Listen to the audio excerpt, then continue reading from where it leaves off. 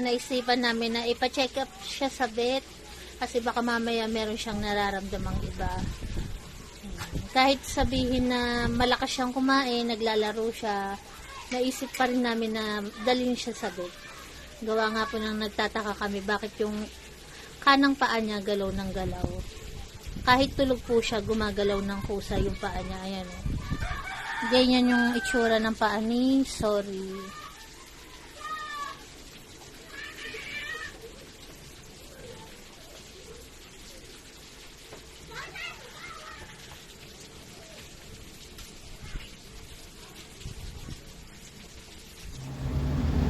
Hello po, magandang araw po sa ating lahat. Nandito po kami ngayon ni Sorry sa vet para po tatingin po natin yung kanyang nangyayari sa kanya na nagkakaroon siya ng twitching. Galing na kami sa loob, na assist na rin naman kami, pero pinalabas lang kami dahil nga meron siyang history ng distemper. So dito muna kami sa labas para dito raw kami i-assist. Sabi sa akin nung nag-a-assist sa kanya na kaya raw ganun si Sorry, isa rin po sa dahilan yung pagkakaroon niya ng distemper, na kahit na sabihin na magaling yung distemper niya, lumalabas pa rin po yung pagkakaroon niya ng twitching kasi may posibilidad daw na naapektuhan na yung sa ulo niya, sa utak niya, o parang ganun yung pagpapaliwanag sa akin. Kaya yan, naghihintay lang kami kung ano po yung susunod na gagawin kay Sorry. Kaya nandito muna po kami sa labas. Yan, update ko na lang po ulit kayo mamaya para po sa panibagong gagawin para kay Sorry. Pero okay naman po si Sorry dahil nga po kami nakikita naman namin na masigla siya. Yun lang, syempre nagtataka kami kung bakit siya nagkakaganon, para mabigyan ng linaw. Kaya mamaya po update po namin kayo para po na malaman natin kung ano po talaga yung punot dulo ng panginginig ng paa ni Sorry. Ayan po, sige po, mamaya ulit. Permanent. Meron mga instances na nagiging permanent yung neurological signs, yung twitching. Kasi masyado nang wear off yung mga nerves niya to do normal function or overstimulated na. So nangyayari, from time to time or all throughout the day, meron siyang mga episode ng nanginginig or meron mga jerking motion, biglang napapasipa yung yung hita. Meron din mga instances na minsan yung hita nila hindi na enoughly stimulated para lang magkaroon ng mga actions like yung tatayo o matagal na maglalakad, minsan bigla na lang papahika yung aso. So yun yung reasons behind kung bakit stimula namin yung aso for at least a month bago bakunahan ulit. Kasi yung mga possibility na persisting ng signs is best possible po. So yun, nagagamot pa rin kayo ng vitamin B complex pag gano'n. Okay. Tutuloy lang namin yung complex. Pero yung sa antibiotic doxycycline, pero sulfate, okay na yon. And then yung retinol palmitate or vitamin A, pwede pa rin. Pati si Black Armor po.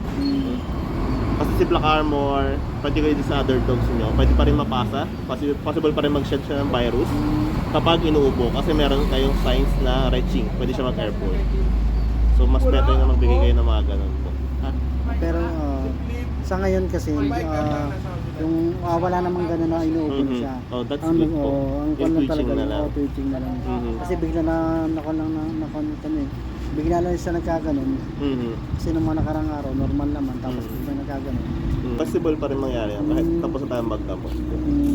So yun yung mga possible warning namin talaga sa distemper. Pwede siya maging signs lang, pwede maging permanent.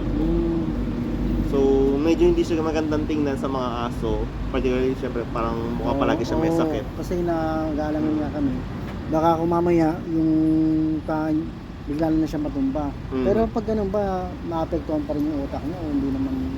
Hindi naman in some way, pero kasi yung quality of life medyo mababawasan. Siyempre nanginginig, minsan pag tatayo siya maglalakad, bigla mag-jerk yung motion, minsan pwede matumba.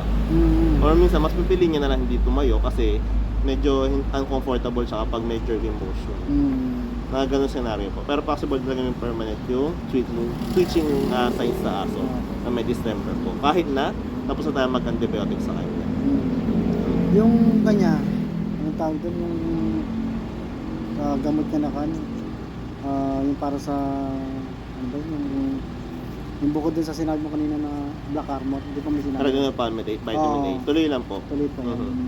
Wala nang masama. Basta, ideally, matapos nyo yung retinol palmitate along with the doxycycline o yung antibiotics niya.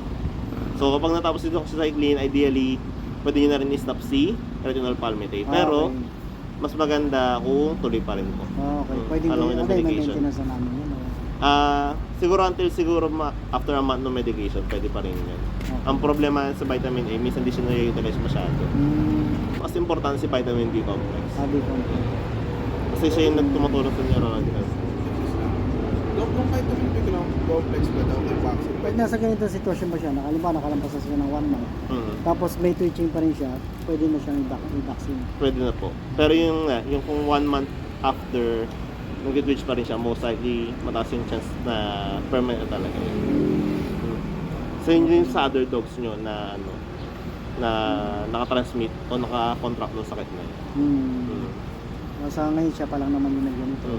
Pero yun, warning pa rin ako. Hindi ko lahat kayo nasabihan regarding na pwede maging permanent yung neurological signs.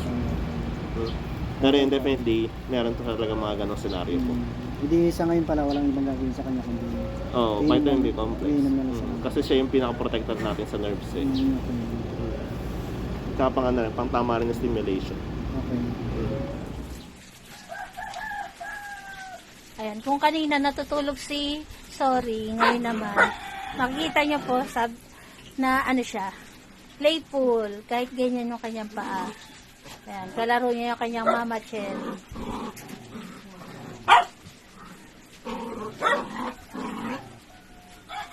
Ayan, ganyan po siya ka-playful, kahit yung paa niya gumagalaw kapag nakahiga siya.